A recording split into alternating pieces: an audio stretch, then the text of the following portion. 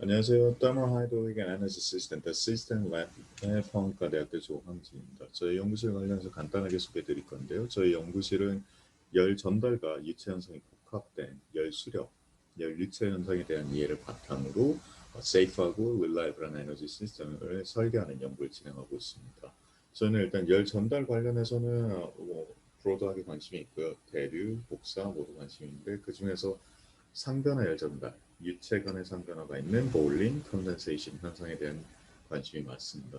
그 이유는 아무래도 유체 특성을 유지하면서도 레이턴티를 포함하기 때문에 열 전달 성능 자체가 다른 싱글 페이지 열 전달보다 아주 뛰어난 성능을 보이기 때문에 좀 더 많은 열을 핸들링해야 되는 어떤 사고 상황에서 되게 안전한 시스템 아니면 엄청 고연료 속에 나오는 시스템을 핸들링하기 위해서는 이런 상변화 열전달을 이해하고 적용하는 게 필요하기 때문에 이에 대한 연구를 진행하고 있습니다.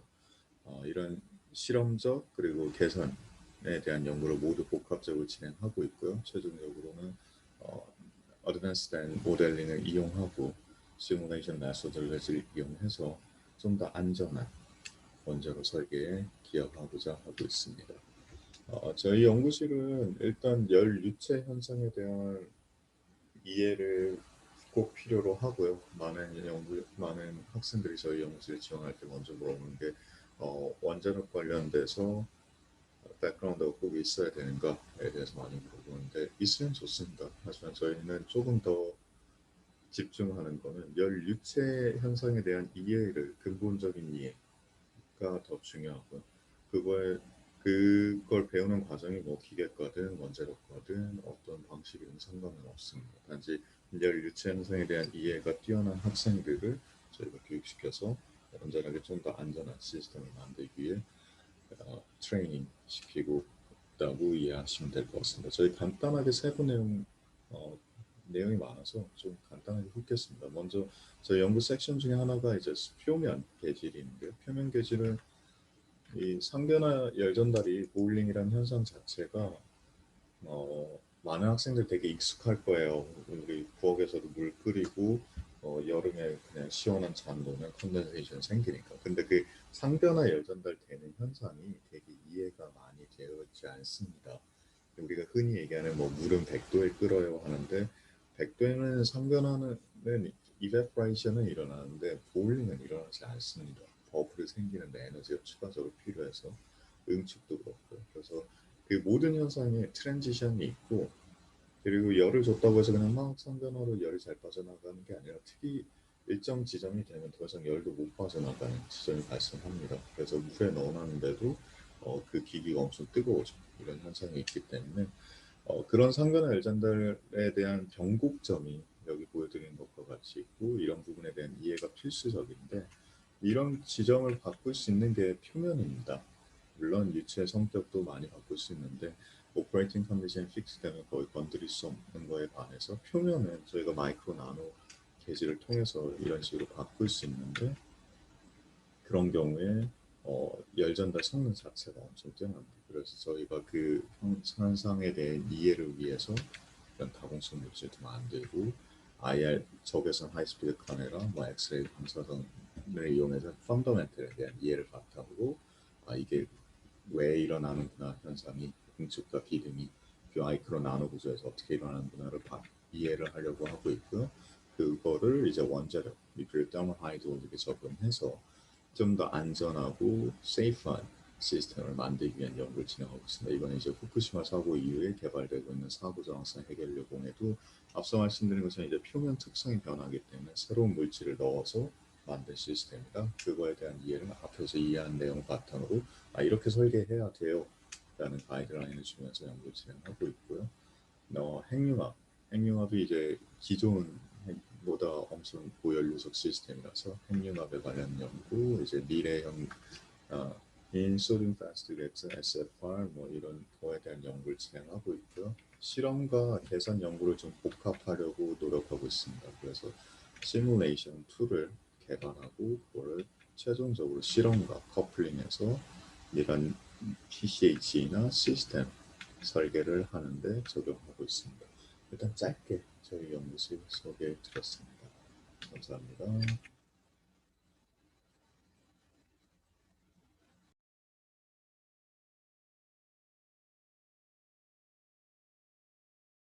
저희 고에너지 플라즈마 연구실 P4 연구실에서는 고온 플라즈마 그리고 고압력 플라즈마 또 이들을 이용한 응용 연구를 병행해서 수행을 하고 있습니다.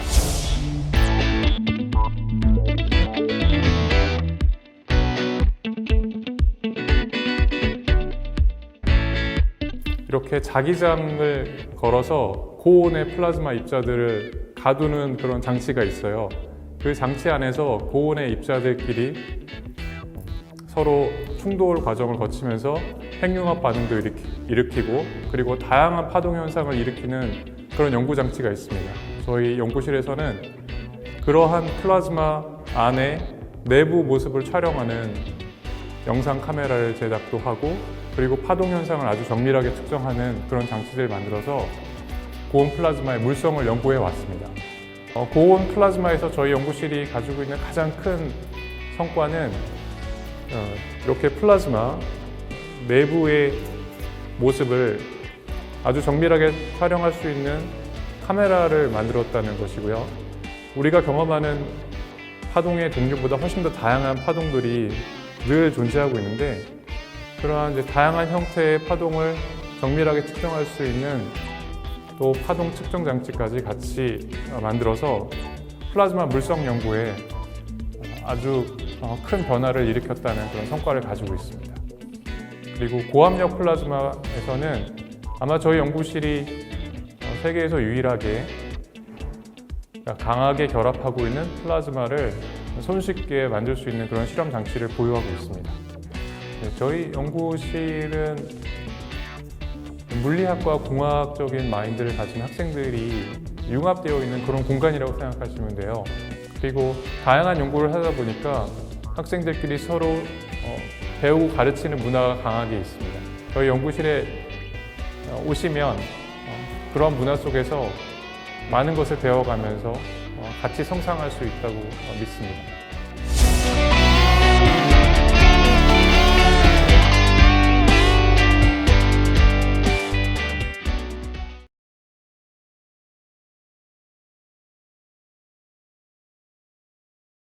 저희의 내일은 원자력 환경과 원전 해체에 관련된 연구 및 실험을 수행하는 대학원생으로 구성되어 있으며 원자력 발전소 해체 시 필요한 제염에 관한 연구와 해체 후 발생하는 방사성 폐기물의 처리 처분에 관련된 연구를 수행하고 있습니다.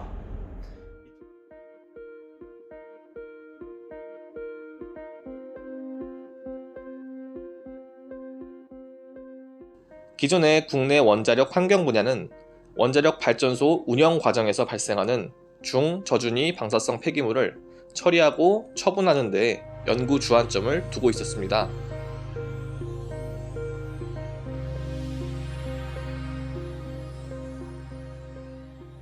그러나 고리 1호기의 영구정지 선포를 기점으로 원자력 환경 분야는 원자력 발전소 해체 시 발생하는 폐기물, 방사성 핵종으로 오염된 물질의 제염 기술, 방사성 오염 지역 부지 복원 기술, 사용 후 해결료의 처분 기술 등 보다 다양하고 심도 깊은 연구 주제를 포함하는 학문으로 그 영역을 확장하게 되었습니다.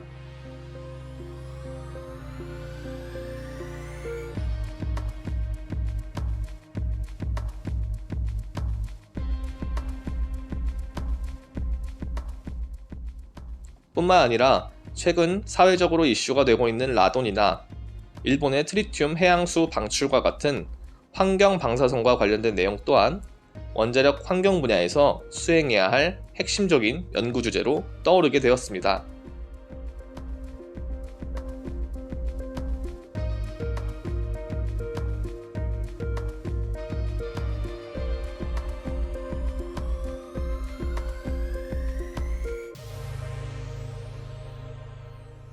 이렇듯 원자력 환경 분야의 역할이 중요해지고 그 수요가 늘고 있지만 원자력 환경 분야에 대한 전문 인력 양성 및 충원은 매우 부족한 실정입니다.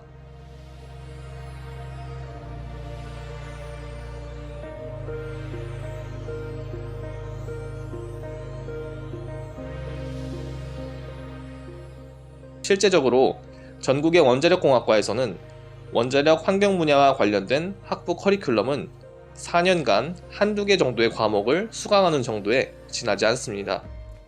이마저도 수강 신청자 수가 많지 않으면 폐강되는 경우 또한 다반사입니다. 무엇보다 고리 1호기 연구정지 선포 이후 원자력 공학 분야에 대한 학생 이탈 현상이 가속화되고 있는 것 또한 가장 큰 문제점으로 손꼽히고 있습니다.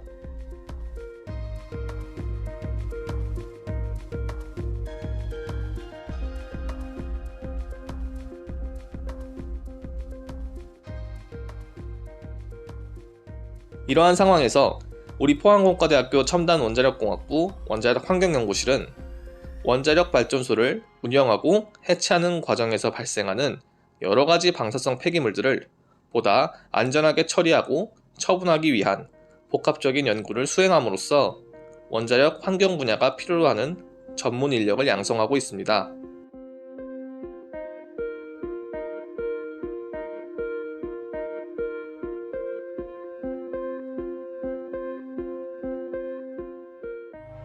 우리 연구실은 무기 흡착제를 이용한 방사성의 핵종의 분리 및 제염 기술, 방사성 폐기물의 처분을 위한 고하체 기술, 방사성 핵종의 지하 환경 내 침출 평가, 고휘발성 및 고이동성 음이온 핵종의 고정화 기술, 지하수 및 환경시료 내 라돈 거동 분석, 폐이온 교환 수지 내 카본 포틴 처리 및 안정화 기술, 삼중수소 농축을 위한 동위원소 분리 기술 등 다양한 연구 분야에서 시대가 요구하는 전문 인력을 양성하고 있습니다.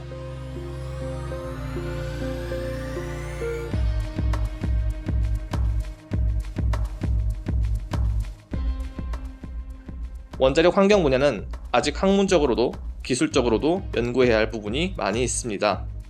우리 원자력 환경 연구실은 이러한 연구 분야에 대해 함께 생각하고 연구해보고 싶은 열정적인 학생들을 찾고 있습니다.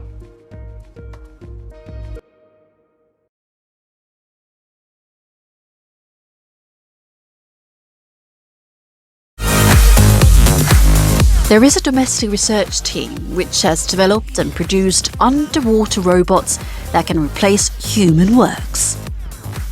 They have also developed cutting-edge facilities that support maritime and fisheries businesses. 안녕하세요. 포스텍 첨단 원자력공학부 이선철 교수입니다. 저희 극한환경 로봇 연구실에 오신 것을 환영합니다. 저희 연구실에서는 바닷속이라든가 원자력 발전소의 높은 방사능 영역이라든가 사람한테 그런 위험한 영역에서 하고 있는 작업들을 로봇이 대신할 수 있도록 필요한 기술도 개발하고 또 로봇도 만드는 곳입니다. 자, 여러분 둘러보실까요? On this week's LabTube, we look into hazardous and extreme environment robotics laboratory of POSTEC, which is led by Professor Yoo-sun Cho, who is an expert in the field of underwater robots. The research group has specialized in developing underwater robots which can freely move around in the sea. They have been developing robots that can replace human works, which should be done in dangerous and extreme conditions. 포스텍 극한환경 로봇 연구실은 사람에게 위험한 환경이나 사람이 할 수 없는 그런 환경에서의 어떤 작업을 로봇이 대신할 수 있게 해주는 곳입니다. 가령 이제 수십 미터 물속에서 작업을 할 경우에는 사람이 할 수 있지만 이제 위험한 거고 수백 미터나 수천 미터는 아예 사람이 갈 수 없죠. 그래서 그런 곳에서 할 수 있는 로봇과 그 기술을 만들고요. 또 하나는 이제 그 지능입니다. 그러니까 통신이 되면 포크레인처럼 조종을 할 수 있어요. 그런데 이제 수중이라든가 아니면 그 원자력 발전소라든가 이렇게 전파가 통하지 않는 이제 영역에 들어가면 지능이 필요합니다. 그래서 거기 필요한 어떤 인공지능과 같은 지능도 같이 연구하는 곳입니다. 지금부터 저희 연구실의 해양 로봇인 사이클롭스를 소개해 드리도록 하겠습니다. 이 로봇은 저희 연구실의 대표 로봇인 사이클롭스입니다. GPS가 작동되지 않는 바닷속에서 자유롭게 움직일 수 있는 정밀 수중 탐사 로봇입니다. 초음파 장비를 비롯하여 광학 카메라와 같은 다양한 센서가 탑재되어 있어 해저 지형을 정밀하게 스캔할 수 있고 다양한 임무에서 활용될 수 있습니다. This is Cyclops, which is an autonomous underwater robot developed by the research team. It is not easily swept by the current, and it can move to all directions to film every part of the scene. The research team has successfully realized a precise mapping of the ocean floor, which can divide the geographical features into a unit of 5 centimeters.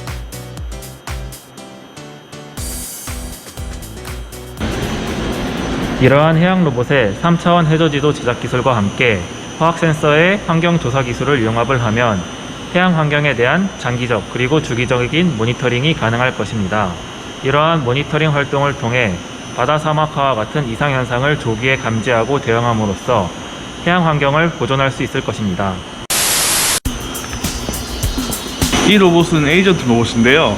다른 로봇과 함께 협업하기 위해서 제작한 소형 수중 로봇이고 좁은 영역에서 임무 수행이나 아니면 작은 크기의 물체를 회수해올 수 있는 등 큰 로봇이 할 수 없는 일을 다양한 임무를 수행할 수 있습니다. What is more, the research team has developed an agent vehicle system. And it is to carry out various works that can't be done by huge underwater robots. It can perform certain kinds of tasks, including exploring confined places and collect fishing nets. 지금 보신 이 수중 로봇은 큰 수중 로봇과 함께 협동하여 임무를 수행하는 연구에 활용되고 있는데요. 이 해양 기술을 이용하여 넓은 바다에서 다양한 수중 작업을 효과적으로 수행하는 데 활용될 수 있을 것으로 보입니다. The research team has carved out new spaces in the robotics field by developing robots that can support humans under the water, on the ground, and even in the air.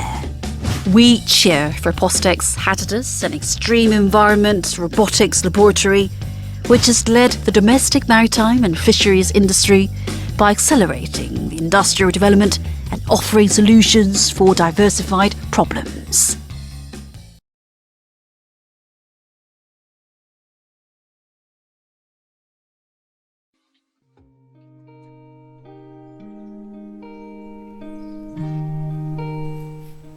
Hi, I'm Sungyu Chung, first grade PhD student from CTL Postek. I'm here to start a brief introduction about Casting Technology Lab and our research topic.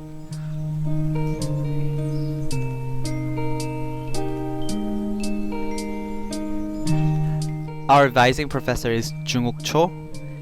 He got his undergrad degree from Seoul National University and graduate degrees from Postek and Tohoku University. Following is a brief resume of him, and especially in 2021, he became an associate professor at the Division of Advanced Nuclear Engineering.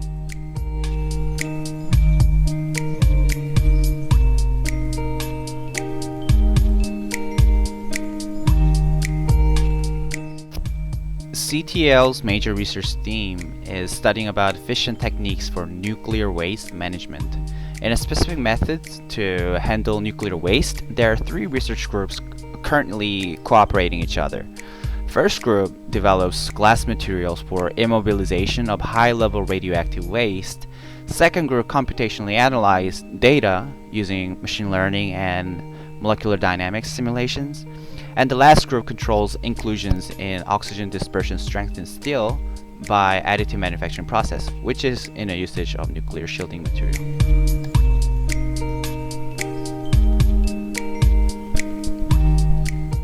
Glasses have become the preferred waste form for the immobilization of high-level radioactive waste solutions. Our lab is conducting research on stable storage of radioactive waste through vitrification for the first research group. We conduct research on design and development of radiation shielding glass using lead and barium through glass manufacturing by control, composition, and thermal history. We also perform thermodynamic and kinetic analysis that occurs in melt crystallization and study the relationship between physical properties by grasping the physical changes occurring in the process. Third, we attempt to interpret the microatomic world through structural analysis of the manufactured nuclear waste glasses.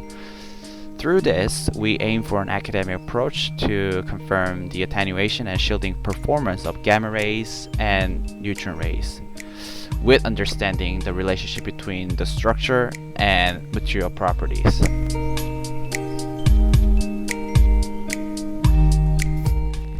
In a way to investigate composition structure property relationship of nuclear waste glass, our group does spectroscopic, thermal, microstructural, and chemical analysis.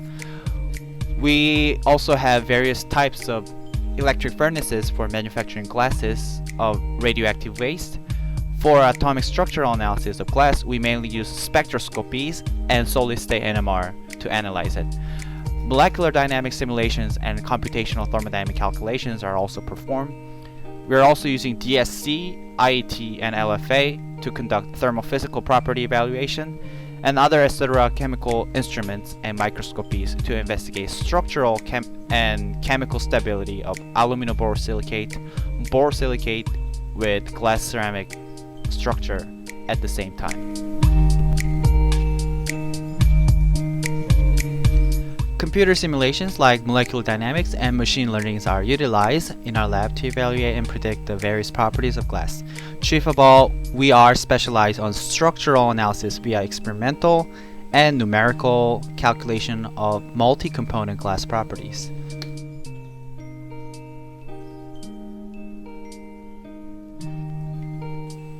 Due to its excellence in high temperature performance, phase stability, and radiation resistance, oxide dispersion strengthened steel, ODS steel, gets attention as a structural material for next generation nuclear power plants. So in our lab, we produce ODS steel by two types of additive manufacturing process, DD and SLM, one with laser and powder melting simultaneously, and other one for separately. Meanwhile, these small and fine oxide inclusions were observed due to high oxygen concentration and rapid solidification during additive manufacturing process. From literatures that the dispersion strengthening effect of these oxide inclusions could be applicable and for nuclear shielding material. We also calculate amount of oxide inclusion formations and dispersions using numerical analysis by thermocalc and FEXH.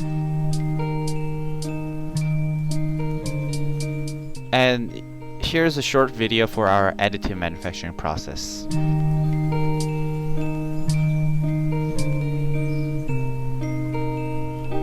Alright, that's it. Please feel free to contact us if you have any further questions. Thank you.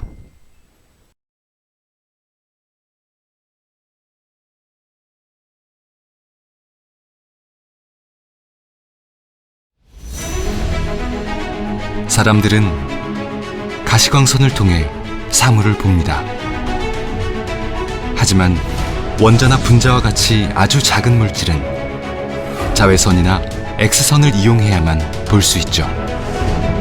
그래서 우리는 한국 최초의 방사광 가속기를 만들었고, 기초과학뿐만 아니라 첨단 신소재, 디스플레이, 연료전지, 생명과학 분야 등 응용과학 분야에서 놀라운 성과를 거두게 되었습니다.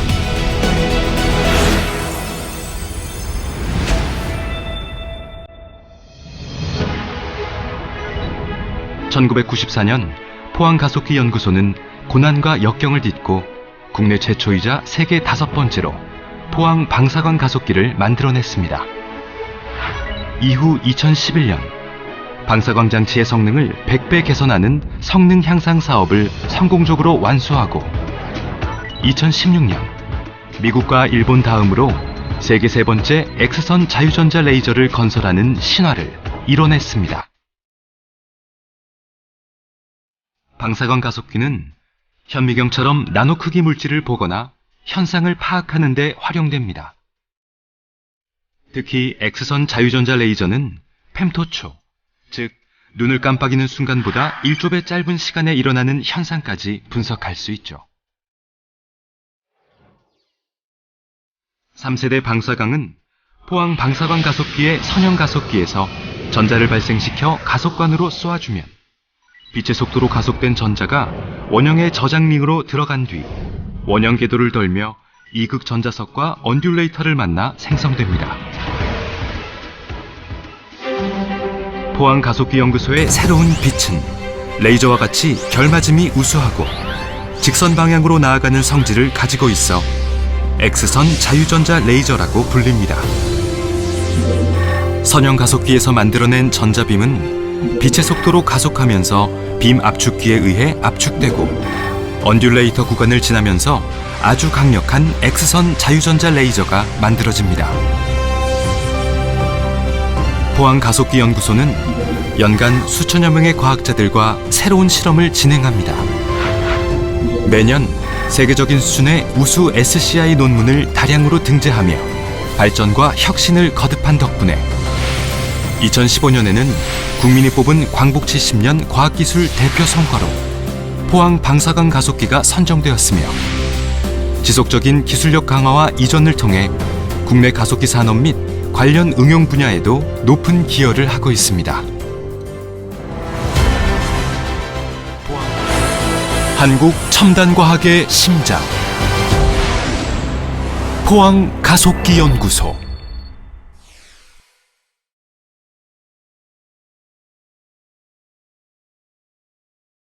The proton originates from the ion source, where hydrogen atoms are separated into electrons and protons. The protons are injected into the cyclotron, where they're accelerated. Then, these high-power protons are sent through an energy selection system and a degrader that adjust their energy. The beam transport system conducts the protons with the right energy and trajectory. Then the proton beam arrives in the treatment room via a gantry. The gantry revolves 360 degrees around the patient so that the beam can be delivered at any angle.